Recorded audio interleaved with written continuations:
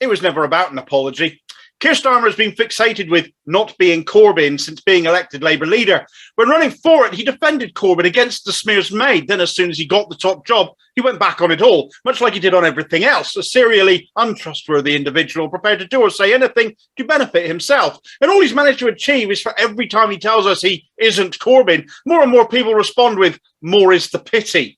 Keeping Corbyn suspended from the parliamentary Labour group whilst being forced to readmit him as a member has clearly caused Starmer sleepless nights, and so it should, perverse as it is. So afraid is he of the former Labour leader, so desperate is he to be rid of him, moves are now afoot to remove him as the Labour candidate in Islington North, where not only does he remain an extremely popular MP, but has been there since 1983. Starmer has spent more time obsessing over his popular predecessor than he has spent time deciding what he himself stands for, aside from abstaining, supporting the government and driving the party towards bankruptcy. Members and the trade unions take their cash elsewhere.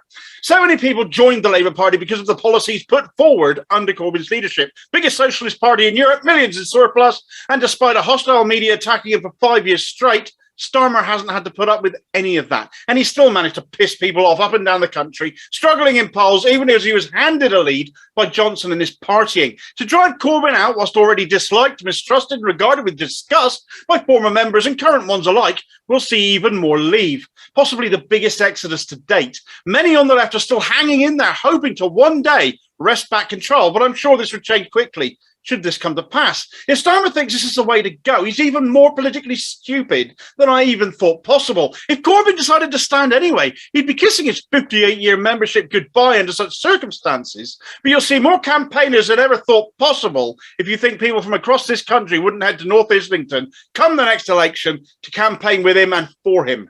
Labour's reputation as both democratic and socialist will be torn asunder utterly if the party remains financially stable to even make it to the next election the way it's going. But if it does, Starmer, in his infinite stupidity, in his bid to rid himself of Corbyn, will have decided to make it all about Corbyn, because all eyes will be on Islington North.